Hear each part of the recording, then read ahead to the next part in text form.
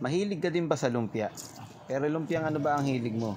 Baka naman mamaya yung lumpiang hilig mo ay hindi katulad ng lumpiang ginawa ko. Tingnan mo to, napakasarap, napakasimple pa at napakamura pa. Hey, what's up guys, mga kaibigan? Welcome sa Cook and Taste. Meron tayo ditong talong, 4 na pirasong talong, hinihiwa lang natin ng maninipis. Tapos hihiwain lang din natin ito ng parang palito ng posporo. Oo, tama yung nakita nyo sa intro, lumpia ang gagawin natin. Pero this time, hindi lumpiang toge, hindi lumpiang ubod, o hindi lumpiang kung ano-ano pa, o lumpiang sanghay kung tawagin.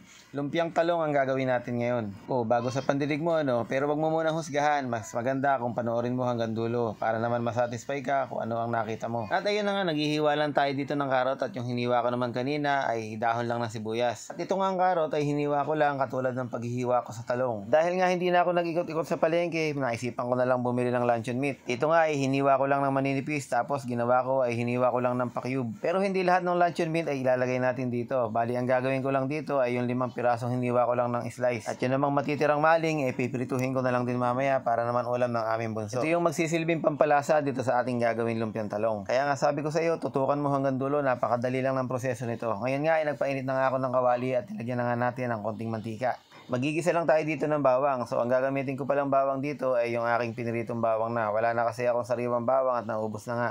Bali giniling ko na kasi yung bawang at ginawa ko na ng fried garlic. At syempre madali lang masunog yan dahil nga luto na. Ilalagay na nga natin yung mga sibuyas. Maraming salamat pala sa lahat ng mga nagsishare ng ating mga video. Lalo na yung mga nagko-comment. Maraming salamat po sa inyo. At bumango na nga yung ating ginigisa kaya ilalagay na nga natin yung ating mga luncheon meat. Habang nagigisa pala tayo, babatiin ko lang pala si Marites Nakao from Japan. Ganon din naman kay Darwin Casas ng Sariaya, Quezon. At hindi rin magpapahuli si Elisa Alipio ng Canlubang, Laguna. Kay Edgar Ventura ng Malolos, Bulacan, maraming salamat po. At ayun na nga, siguro naman ay nasusundan nyo yung ating ginagawa. After nga nating ilagay yung mga luncheon meat, nilagay na nga natin yung ating mga carrots. At syempre, susunod na rin natin yung ating ginayat na talong. Medyo hinaan mo lang yung apoy kasi madali lang malantay yung talong. Bago pa tuloy yung malantay yung talong, ilalagay na natin yung ating hiniwang dahon ng sibuyas. At pagka nahalo-halo mo na nga lahat, na pagsama-sama mo na, pwede mo nang lagyan ng timpla yan. Lalagyan natin ngayon ng patis. O kung gusto mo naman, gumamit ka ng asin. Pero ako, gumagamit ako ng patis para medyo mas malasa. Taktakan mo na rin ng konting pamintang durog. O ayan, nakikita mo, nalalanta na agad. Hahanguin na natin yan para nga hindi mag-overcook. At pagkatapos nga, magagayak lang tayo ng ating lumpia wrapper. Dito natin ibabalot yung ating gagawing lumpia.